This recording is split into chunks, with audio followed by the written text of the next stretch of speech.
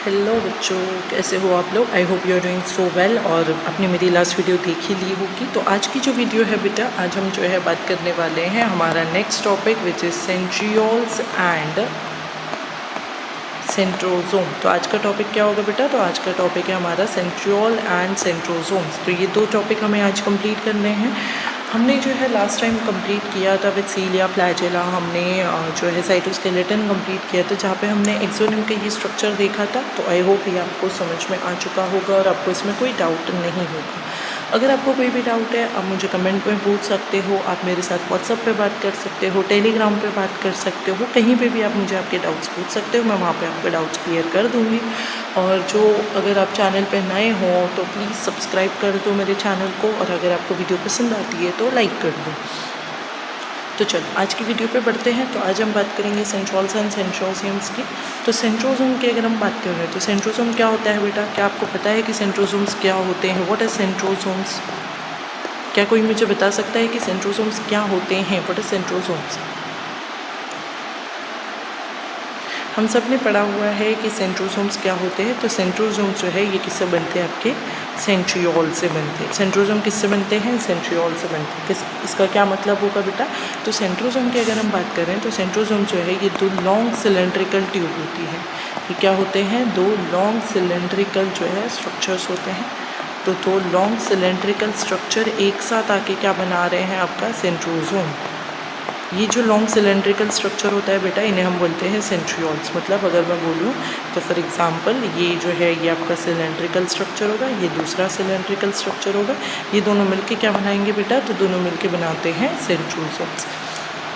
ये हमेशा जो है ये हमेशा सराउंडेड होंगे बाय पेरीसेंट्रोलर मटेरियल। किससे सराउंडेड होंगे? तो ये हमेशा जो है सराउंडेड होते हैं बाय पेरीसेंट्रोलर मटेरियल। पेरीसेंट्रोलर मटेरियल से जो है ये हमेशा जो है सराउंडेड होंगे। मैं आपको इसका वीडियो भी बता दूंगी कि कैसे आपके सेंट्रोसोम्स जो है कैसे इनका स्ट्रक्चर होता है। दोनों सेंट्रोल और सेंट्रोसोम्स जो होते हैं ये हमेशा जो है एक दूसरे से परपेंडिकुलर होंगे। अगर स्ट्रक्चर वाइज बात करेंगे तो ये कहाँ पे लाई करते हैं? तो they lies perpendicular to each other. They lies perpendicular to each other.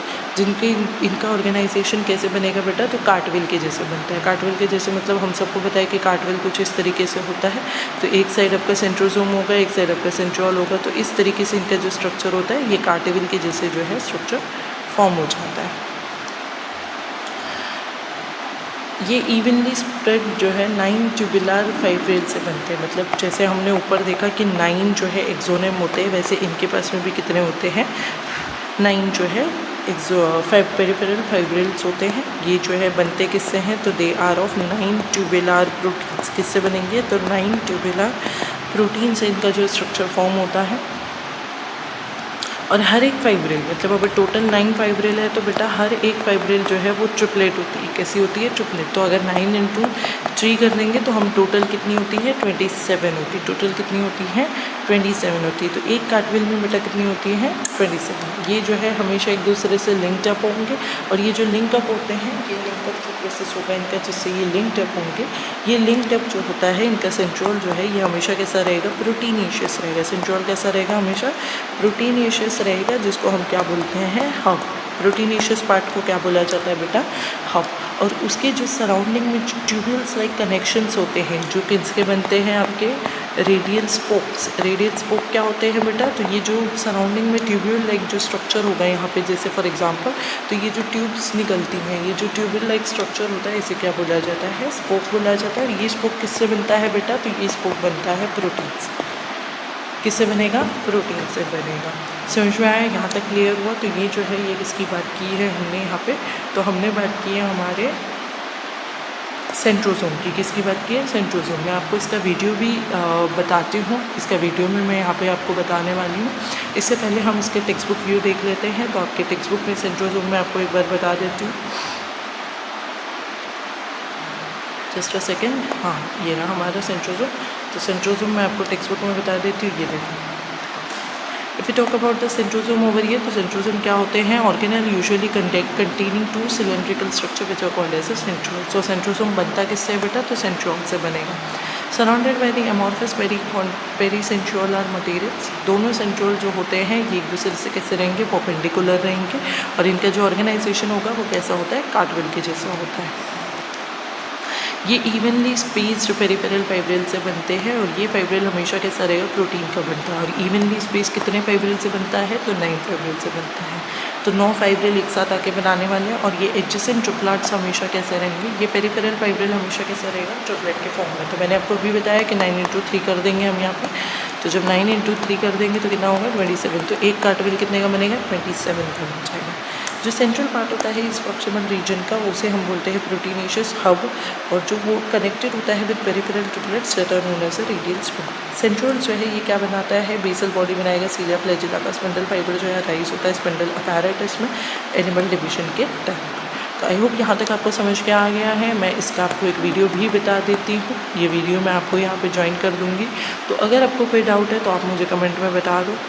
इसके बाद जो हमारा टॉपिक होगा वो होगा न्यूक्लियस, जो हमारी नेक्स्ट वीडियो में बनेगा। आज के वीडियो में सिर्फ और सिर्फ मैं आपको क्या बता रही हूँ, centrioles and centrosomes and centrioles. Okay, तो यहाँ तक आपको समझ में आ गया है तो एक लाइक ज़रूर कर दो। अगर आपको नहीं समझ में आया है तो आप मुझे कमेंट भी कर सकते हो, तो मैं आपको वीडियो भी यहाँ पर बता देती हूँ। ओके, सो यहाँ पे देखो मैंने आपको क्या बोला कि मैं आपको डायग्राम भी बता दूंगी। तो ये जो स्ट्रक्चर होता है बेटा, ये स्ट्रक्चर को हम क्या बोलते हैं, तो this structure is known as a cartwheel like structure.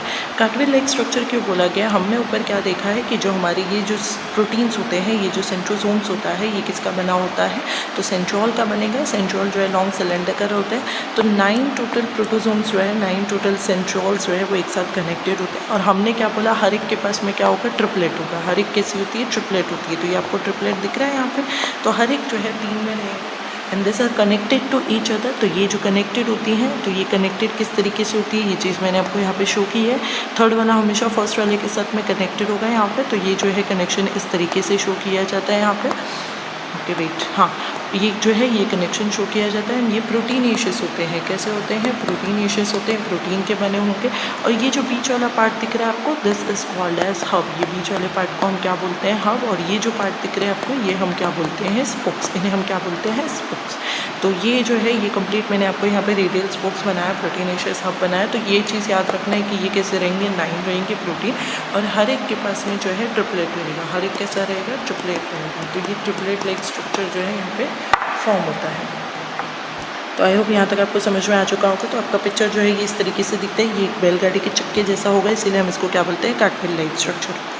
ठीक है, तो आई होप यहाँ तक आपको सब समझ में आ चुका होगा। तो हम जो है नेक्स्ट टाइम हम नेक्स्ट टॉपिक पे आएंगे। तो till then thank you so much each and everyone. और अगर आपको कुछ भी डाउट है आप मुझे कमेंट कर सकते हो। वीडियो पसंद आ रही है तो लाइक कर दो, और चैनल पे नए हो तो एक सब्सक्राइब ज़रूर कर दो।